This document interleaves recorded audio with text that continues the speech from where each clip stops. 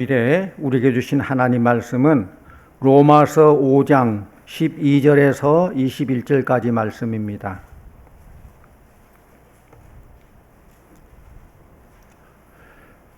로마서 5장 12절에서 21절까지 말씀을 교독하겠습니다. 그러므로 한 사람으로 말미암아 죄가 세상에 들어오고 죄로 말미암아 사망이 들어왔나니 이와 같이 모든 사람이 죄를 지었으므로 사망이 모든 사람에게 이르렀느니라.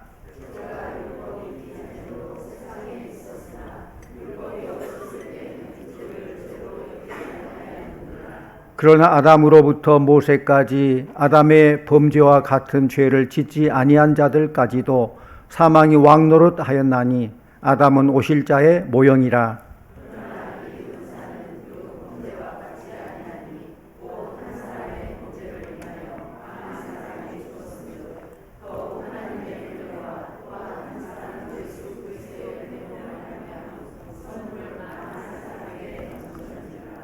또 이 선물은 범죄한 한 사람으로 말미암은 것과 같지 아니하니 심판은 한 사람으로 말미암아 정죄에 이르렀으나 은사는 많은 범죄로 말미암아 의롭다 하심에 이름이니라.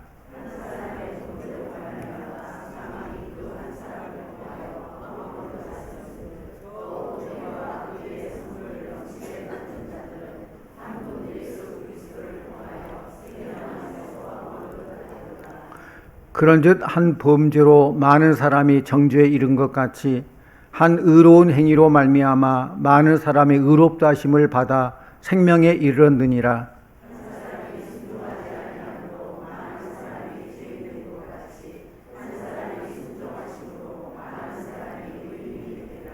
율법이 들어온 것은 범죄를 더하게 하려 함이라. 그러나 죄가 더한 곳에 은혜가 더욱 넘쳤나니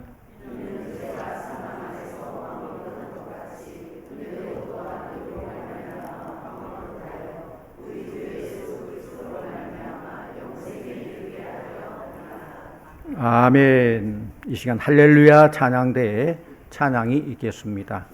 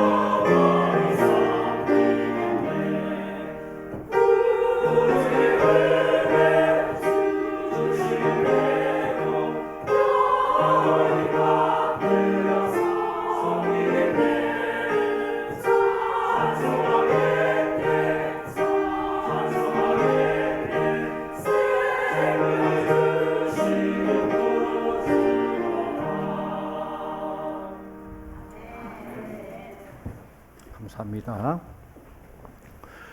오늘은 2023년도 상반기를 은혜 가운데 잘 마치고 하반기를 시작하는 첫 주일 7월 첫 주일과 함께 절기로 지키는 맥주 감사 주일입니다.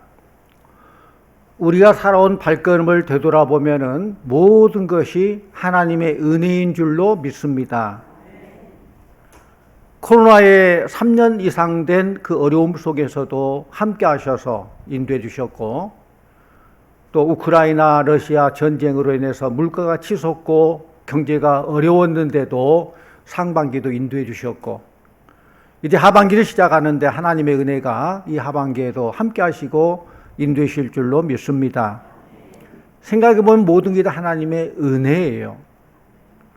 무엇보다 감사없기는 오늘 말씀처럼 한 사람 아담을 통해서 죄가 이 세상에 들어오고 죽어 마땅한 우리들이었는데, 한 사람 예수 그리스도를 통해서 영생의 복을 주시고 자녀 삼아 주신 하나님의 은혜에 감사드릴 수밖에 없다는 것이죠. 믿음으로 의롭다함을 얻은 하나님의 자녀들이 누리는 축복은 예수 그리스도를 통해서 하나님과 화목을 이루는 거예요. 세상 사람들이 세상적인 것들 부유함으로 즐기며 세상 것들을 누리는 것처럼 예수의 피로 구속함 받은 우리 성도들은 하나님 주신 평화를 누리면서 살아가는 것입니다. 우리가 비록 이 세상에서 어려움을 당한다 할지라도 하나님 주시는 이 놀라운 평화를 깨뜨릴 수 없는 것은 그 환난 속에서도 하나님의 사랑이 여전히 함께 하심을 믿기 때문입니다. 사도 바울은 오늘 성도들을 향해서 죄가 이 세상에 어떻게 들어왔는가를 말씀하고 있습니다. 이 본문의 저자인 사도 바울은 이 문제를 여러 가지로 대조하면서 명쾌하게 설명하고 있어요. 크게 보면은 아담과 예수 그리스도를 대조해가며 설명합니다. 아담 한 사람이 순종하지 아니함으로 사망이 왕노릇한 것 같이 둘째 아담인 예수 그리스도께서 순종하심으로 은혜가 왕노릇하게 되었다는 사실입니다. 사도 바울이 이 본문을 통해서 말하고 있는 이 진리는 너무나도 심오해요. 좀 어려운 내용이에요. 그렇지만 이 말씀 속에서 우리에게 주시고자 하는 중요한 진리가 있기 때문에 성령의 인도하심을 사모하며 말씀을 전하는 것입니다. 오늘 본문에는 은혜라는 말이 5차례나 나옵니다. 자주 많이 나온다는 것은 그만큼 중요하다는 말이에요. 강조하는 내용이에요. 특별히 15절 말씀 보면은 은혜로 말미암은 선물은 많은 사람에게 넘쳤느니라 라고 기록되어 있는데, 이 말씀을 주목해 볼 때 정말로 많은 은혜가 있다는 것을 깨닫게 되죠. 그래서 오늘 설교 제목이 뭡니까? 차고 넘치는 하나님의 은혜라고 정했어요. 차고 넘치는 하나님의 은혜. 하나님의 은혜가 각자에게 어떻게 나타나고 있는지를 살펴보면서 함께 은혜 나누기를 원합니다. 먼저는 대표성의 원리를 통해서 하나님의 은혜를 설명하고 있어요. 15절 말씀을 같이 봅니다. 15절. 그러나 이 은사는 그 범죄와 같지 아니하니 곧 한 사람의 범죄를 인하여 많은 사람이 죽었은즉 더욱 하나님의 은혜와 또한 한 사람 예수 그리스도의 은혜로 말미암은 선물은 많은 사람에게 넘쳤느니라. 사도 바울은 이 대표성의 원리를 말하면서 두 사람을 등장시킵니다. 누굽니까? 아담과 예수 그리스도이죠. 인류의 대표의 첫사람인 아담과 아담이 실패한 것을 회복시키기 위해서 보내주신 둘째 아담인 예수 그리스도를 비교하여서 하나님의 은혜를 설명하고 있다는 거예요. 아담 한 사람의 불순종의 죄로 말미암아 온 인류가 죽음의 존재가 되었어요. 그러나 또 한 사람 예수 그리스도를 통해서 온 인류가 죽음에서 해방되었다는 사실입니다. 첫 번째 아담이 범죄하여 많은 사람들을 죄로 물들였지만은 두 번째 아담인 예수 그리스도가 십자가의 죽으심으로 인해서 사람들을 죽음에서 구원하셨는데, 이것이야말로 하나님의 은혜가 아니고 뭐냐는 것입니다. 우리 모두는 이런 은혜를 이미 누린 줄로 믿습니다. 최초의 사람인 아담이 하나님에게 불순종함으로 그 죄값인 사망이 우리에게 전가되었다는 것을 신학적인 용어로 원죄라고 해요. 그렇기 때문에 내가 죄를 짓지 않았다 할지라도 이 땅에 태어나면서부터 우리는 그 죄를 이어받아서 우리 모두가 죄인이라는 사실이에요. 원죄입니다. 그런데 이 원죄 교리를 받아들이지 않는 많은 사람들이 있습니다. 스스로 지식이 있다고 생각하는 사람들, 자랑할 것이 많다고 생각하는 사람들은 저렇게 예수 믿는 사람들이 저런 말하니까 무시가지 그렇게 말을 해요. 말도 안 되는 것을 믿고 저렇게 주여 나는 죄인입니다 하는 저런 저급한 인간들이 있으니 나는 예수 안 믿겠다라고 말하는 사람들이 있습니다. 어떻습니까? 일리는 있어요. 충분히 이해는 갑니다. 인간의 이성이나 합리적인 눈으로 보면은 분명히 언제는 받아들일 수 없습니다. 특별히 지금 연좌제 금지가 있죠. 부모가 죄를 졌다고 해서 자녀가 벌을 받는 그런 시대는 아닙니다. 그런데 이런 시대에 아담이 죄를 짓고 나와 아무 상관없는 먼 옛날 사람 죄 지은 내가 왜 죄인인가 그렇게 반문한 사람이 있겠죠. 그러나 살아있는 하나님의 말씀은 죄가 있는 곳에 은혜가 있다라고 했듯이 이것이야말로 하나님의 은혜이며 숨겨진 비밀이 있다는 사실이에요. 비밀을 영어로 두 가지로 말합니다. 시크릿하고 미스터리라고 말해요. 시크릿, 그 두 차이가 있어요. 시크릿은 감추어진 비밀을 보여주면 알게 되는 거 시크릿이에요. 보여주면 다 알아요. 그럼 미스터리는 보여줘도 아는 사람은 알고 모르는 사람은 모르는 신비. 그게 미스터리예요. 그 어떤 사건이 해결되지 않을 때 이건 참 미스터리네. 그렇게 말한다는 것입니다. 성경에 나타난 모든 사건은 미스터리, 신비입니다. 어떤 사건이 미국에 빠질 때 이건 미스터리라고 말하듯이 도대체 알 수 없다는 거예요. 언제는 미스터리, 신비라고 말할 수 있습니다. 이것은 다 아는 것이 아니고 성령의 감동을 입은 사람만이 알 수 있으며 이 사실을 깨달을 때 엄청난 하나님의 은혜를 깨닫게 된다는 것이죠. 이 같은 하나님의 놀라운 은혜가 있었기 때문에 저와 여러분이 예수 믿게 되었고 구원받게 되었습니다. 생각해 보십시오. 성도님들, 기적 중에 기적이요 신비 중에 신비는 나 같은 사람이 예수 믿고 구원받았다는 사실입니다. 이것만 기적이 아니겠습니까? 우리가 이러한 기적과 신비를 체험했는데도 무엇이 부족한 것처럼 자꾸 기적을 원하고 신비를 바라고 있기 때문에 이런 말씀의 바탕에 확실히 서 있지 않기 때문에 신비를 찾고 있기 때문에 이단이 나와가지고 신앙의 탈선을 주장하고 우리를 유혹한다는 거예요. 찬송가 310장 1절의 가사처럼 하나님의 은혜로 이 쓸데없는 자 왜 구속하여 주는지 난 알 수 없도다. 이 찬양 가사가 있는데 알 수 없음에도 믿는다는 것은 은혜 중에 은혜인 줄로 믿습니다. 우리 신앙이 그렇잖아요. 다 알고 믿는 것은 믿음이 아니에요. 그냥 과학이에요, 과학. 다 알고 나니까 체계가 되고 이렇게 해서 그래 그렇다. 과학이죠. 그러나 신앙은 믿고 보니까 하나님께서 영의 눈을 열어주시고 알게 하신다는 거예요. 알고 나면 믿느냐, 믿고 나니까 아느냐. 이건 영원한 질문일 수 있지만은 우리 믿음은 믿음으로 알게 된다는 사실입니다.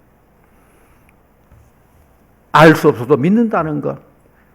하나님의 큰 은혜요 축복인 줄로 믿습니다. 우리는 이 대표성의 원리를 통해서 나 한 사람이 얼마나 소중한가 그 중요성을 발견할 수 있습니다. 한 사람의 불순종으로 모두가 죽음에 이르는가 하면은 한 사람의 순종함으로 다 구원을 얻을 수 있다는 거예요. 한 사람의 불순종으로 죄를 지음으로 다 죽을 수 있고 한 사람의 순종으로 다 구원을 얻을 수 있다는 것입니다. 여기 한 사람, 앞에 한 사람은 아담이고 뒤에 한 사람은 두 번째 아담이 예수 그리스도를 말해요. 우리는 예수 그리스도를 통해서 하나님과의 관계가 회복되고 예수 믿고 구원받고 생각하고 보면 모든 것이 하나님의 은혜요 하나님의 인도하심이요 축복이라는 사실입니다. 서양 속담에 사자가 통솔하는 양 부대가 양이 지휘하는 사자 부대보다 강하다 그런 말이 있어요. 무슨 뜻인지 알겠습니까? 아무리 사자 부대가 힘이 있다 할지라도 지도자가 어리석은 양이라면 그 부대는 무너진다는 거예요. 그런 의미에서 정치 지도자나 종교 지도자들이 얼마나 중요한지 몰라요. 영적인 원리도 마찬가지입니다. 나 한 사람쯤 기도 안 해도 괜찮겠지. 나 한 사람쯤 주일날 빠져도 문제 없겠지. 나 한 사람쯤 교회에 무슨 일이 있겠느냐. 그렇게 생각하면 안 된다는 거예요. 무엇보다도 주님의 뜻은 한 생명이라도 더 구원받는 것이고 이것이 우리의 사명이요. 하나님께서 우리에게 주신 귀한 사명, 하나님 기뻐하는 일이라는 거예요. 한 영혼이 구원받고 주께로 올바로 서는 것. 말씀 몇 구절 찾아보겠습니다. 요한복음 6장 38절 39절 말씀 우리 함께 보기 원합니다. 요한복음 6장 38, 39절 내가 하늘에서 내려온 것은 내 뜻을 행하려 함이 아니요 나를 보내신 이의 뜻을 행하려 함이니라. 나를 보내신 이의 뜻은 내게 주신 자 중에 내가 하나도 잃어버리지 아니하고 마지막 날에 다시 살리는 이것이니라. 아멘. 누가복음 15장 7절 말씀 같이 봅니다. 내가 너희에게 이르노니 이와 같이 죄인 한 사람이 회개하면 하늘에서는 회개할 것 없는 의인 99으로 말미암아 기뻐하는 것보다 더하리라 했습니다. 마태복음 25장 40절 말씀 같이 봅니다. 임금이 대답하여 이르시되 내가 진실로 너희에게 이르노니 너희가 여기 내 형제 중에 지극히 작은 자 하나에게 한 것이 곧 내게 한 것이니라 하시고.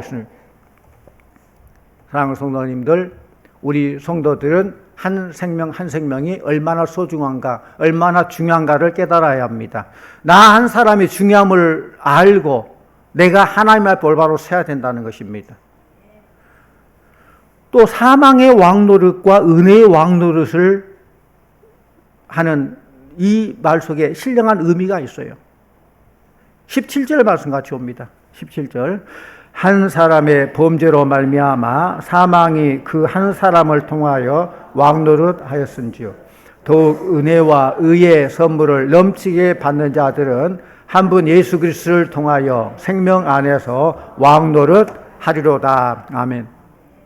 왕노릇 한다는 이런 표현은 지배한다는 겁니다. 통치한다는 것입니다. 왕은 최고의 통치권자이기 때문에 그 권세가 대단하지 않습니까? 한 사람 아담의 범죄를 통해서 세상을 사망이 왕노릇하게 돼요. 범죄한 영혼을 사망이 삼키게 되고 사망이 지배해버립니다. 그러므로 사람들은 죽음의 포로가 되어서 일평생 사망의 종노릇 하다가 마귀가 시키는 대로 끌려다니면서 결국은 사망에 이르게 됩니다. 그러나 이제는 예수 그리스도 십자가로 말미암아 은혜가 왕노릇하게 되었습니다. 왕노릇의 주체가 바뀌었다는 거예요. 이 앞전에는 사망이 왕노릇, 사단이 왕노릇했지만은 이제는 예수 그리스도를 통해서 은혜가 왕노릇한다는 거예요. 그 어떠한 죄악의 세력들이 우리를 침몰시키려고 해도 예수 그리스도의 은혜가 그 죄악을 정복해버린다는 것입니다. 우리가 연약하여 부패하고 수시로 넘어지고 죄를 짓기도 하지만은 예수 그리스도의 순종을 통해서 의롭게 된 자들은 은혜가 왕노릇하게 되어서 그 죄악을 물리치고 승리하게 될 줄로 믿습니다. 한 사람 예수 그리스도의 속죄로 말미암아 은혜가 왕노릇하게 된 성도들은 그 어떠한 세력도 어떠한 마귀의 세력도 이길 수 있다는 말씀입니다. 사도 바울이 승리의 개성가를 부른 것처럼 환난이나 핍박이나 곤고나 사망이나 그 어떠한 세력들이다 하더라도 우리 성도들은 은혜로 승리할 수 있음을 믿으시기를 바랍니다. 이 놀라운 은혜가 우리와 함께 하는데 어찌 우리가 죄 가운데 빠지겠습니까? 우리들이 지은 죄가 아무리 크다더라도 그 은혜가 더 크기 때문에 그 은혜가 나를 사로잡게 된다는 거예요.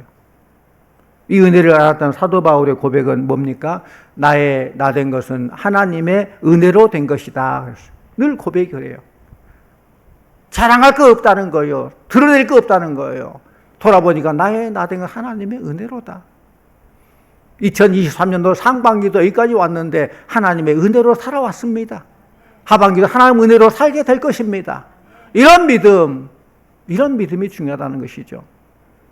성도님들, 정말로 은혜가 왕노릇하고 있습니까? 죄가 왕노릇하고 있습니까? 죄가 왕노릇하면 계속 괴롭고 그 죄책감에 시달릴 수밖에 없습니다. 그러나 은혜가 우리를 지배하고 있다면은 그 어떠한 마귀의 공격에도 흔들리지 않고 오직 주님만을 바라보며 주께서 맡기는 사명에 잘 감당하고 충성하게 되는 것입니다. 하나님의 은혜에 사로잡혀 사는 자는 다른 사람과 비교하지 않습니다. 나 한 사람이 중요한 거예요. 하나님의 은혜로 사는 자는 생명 내걸고 예수님을 따릅니다. 은혜에 사로잡힌 자들은 절대로 낙심하지 않습니다. 세상 것이 다 무너지는 그날이 온다 할지라도 하나님의 은혜는 세상 끝날까지 무너지지 않기 때문입니다. 우리 모두 이러한 은혜가 왕도를 따는 자들 다 되시기를 축원합니다. 또 차고 넘치는 하나님의 은혜가 우리들을 풍성한 삶으로 인도하십니다. 하나님께서 예수 그리스도를 통해서 우리에게 부어주시는 은혜의 특징은 차고 넘친다는 거예요. 우리 하나님 째째한 하나님 아닙니다. 가난한 하나님 아닙니다. 풍성하신 하나님이에요. 사도 바울이 에베소 교회에게 구원의 도리를 설명하면서 하나님의 은혜라는 말을 아주 많이 사용했는데 그 말씀을 살펴보면은 하나님의 은혜는 차고 넘친다는 것을 볼 수 있어요. 에베소서 1장 7절에 보면은 우리가 그리스도 안에서 그의 은혜의 풍성함을 따라 은혜가 풍성하신 하나님이에요. 에베소서 3장 20절 말씀 보면은 우리가 온갖 구하는 것이나 생각하는 것에 더 넘치도록 능히 하시리에게 그랬어요. 하나님은 차고 넘치는 은혜를 부으신 하나님. 이와 같이 하나님의 은혜는 차고 넘치는 줄로 믿습니다. 차고 넘치는 은혜를 통해서 저와 여러분들이 구원의 은총을 누리게 되었습니다. 차고 넘치는 은혜를 통해서 저와 여러분이 부족함이 없는 삶을 누리게 되었습니다. 근데 혹 여러분 중에 이렇게 질문할지 모르겠어요. 목사님 몰라도 너무 잘 모르네요. 우리가 이렇게 어려운 생활을 하는데 무슨 부족함이 없다고 그래요. 뭐가 차고 넘쳐요. 반문할지 모르겠어요. 그러나 이 시간 담대히 말씀드릴 수 있는 것은 하나님의 은혜는 고갈되는 법이 없다는 사실입니다. 가나의 혼인잔치에서 물이 포도주로 변하는 기적을 베푸실 때에 아기까지 철철 넘치도록 채워주신 것처럼 하나님의 은혜는 우리의 구원에도 부족함이 없고 우리의 생활에도 부족함이 없는 하나님의 은혜예요. 이것이 바로 차고 넘치는 은혜예요. 그래서 다윗은 여호와는 나의 목자시니 내가 부족함이 없으리로다. 주께서 내 원수의 목전에서 내게 상을 베푸시고 기름으로 내 머리에 바르셨으니 내 잔이 넘치나이다. 내가 부족함이 없으리로다. 내 잔이 넘치나이다. 이 고백이 다윗의 고백만이 아니라 사랑하는 성도님 여러분의 고백이 되시기를 축원합니다. 내가 주인 돼서 뭘 하려고 한다면은 내가 아직도 뭘 할 수 있는 것처럼 생각하니까 항상 부족함을 느낄 수밖에 없어요. 하지만 우리 하나님이 나의 주인이 되시고 우리 하나님의 은혜가 왕노를 타기만 한다면은 풍성하고 넘치는 은혜를 마음껏 누리면서 만족하게 되는 것입니다. 이 은혜에 감사하시기를 바랍니다. 그러므로 우리는 내 잔이 넘치나이다며 외치며 살 수 있는 거예요. 이 시간 주님의 은혜를 어찌다 말로 형용할 수 있겠어요? 찬송가 304장의 가사처럼 하늘을 두루마리에 삼고 바다를 먹물 삼아도 한없는 하나님의 사랑 다 기록할 수 없겠네. 할렐루야. 우리가 어떻게 말로 다 형용할 수 있습니까? 어떻게 글로 다 표현할 수 있겠습니까? 하나님의 크고 놀란 그 사랑, 그 은혜를 받고 사는데 이 모든 것들이 차고 넘치는 하나님의 은혜인 줄로 믿습니다. 성도님들, 나 같은 죄인 살리신 것도 하나님의 차고 넘치는 은혜요. 이제껏 내가 산 것도 주님의 풍성한 은혜임을 고백하시기를 바랍니다. 이 풍성한 은혜, 이 차고 넘치는 은혜, 이 구원의 은혜를 마음껏 찬양하며 마음껏 누리면서 사시기를 축원합니다. 이렇게 살아갈 수만 있다면 뭐가 걱정되겠습니까? 앞날이 불안합니까? 하나님께 다 맡겨버리면 돼요. 여기까지 인도하신 하나님께서 앞으로 그만두시겠습니까? 함께 하신다는 거예요. 이 약속하셨잖아요. 내가 세상 끝날까지 너희와 함께 하리라 약속하신 하나님은 저 천국에서도 영원히 함께 하실 줄로 믿습니다. 마틴 로이드 존스 목사님은 하나님의 은혜에 대해서 아주 의미심장한 말을 했어요. 그리스도 교회의 지체인 당신과 나 그리고 다른 사람들이 넘치는 은혜를 마땅히 즐겨야 할 때로 즐길 때라야 우리가 교회 바깥 사람들을 끌어당기기 시작할 것이다. 이해가 되십니까? 예수 안에 있는 우리가 풍성하고 그 은혜에 늘 감사하고 그럴 때 바깥 사람들이 예수 믿는 게 너무 좋다, 풍성하다, 하나님 은혜가 이렇구나 하고 교회로 오게 되는 것이지, 예수 믿어가면서 쫄쫄 굶어가며 불평하고 원망하고 그런 궁핍함에 있을 때 다른 사람이 어떻게 예수 믿고 구원받겠냐는 거죠. 사랑하는 성도님들, 지난 상반기도 하나님의 차고 넘치는 은혜가 있었지만은 올해 하반기도 차고 넘치는 하나님 은혜가 여러분의 삶을 지배하기를 원합니다. 하나님이 저와 여러분들을 은혜가 왕노릇 하도록 하나님의 자녀 삼아 주셨는데 사단의 종노릇 하고 산다면은 어찌 되겠습니까? 이제는 사단의 종과 같은 삶을 청산하고 택하신 족속이요 왕 같은 제사장으로서 하나님 주시는 은혜를 마음껏 누리며 살아가는 우리 성도님들 다 되시기를 간절히 축원합니다. 기도하십시오. 사랑의 하나님 아버지, 감사합니다. 나 같은 죄인 살려주신 것도 주님의 차고 넘치는 은혜요, 이제껏 내가 살아온 것도 주님의 풍성한 은혜임을 고백합니다. 이 풍성한 은혜, 차고 넘치는 은혜, 구원의 은혜를 마음껏 찬양하며 마음껏 누리며 살게 하여 주시옵소서. 이제는 사단의 종과 같은 삶을 청산해버리고 택하신 족속이요 왕 같은 제사장으로서 하나님 주시는 풍성한 은혜를 마음껏 누리며 살아가는 우리 성도들 다 되게 하여 주시옵소서. 예수님 이름으로 기도하옵나이다. 아멘.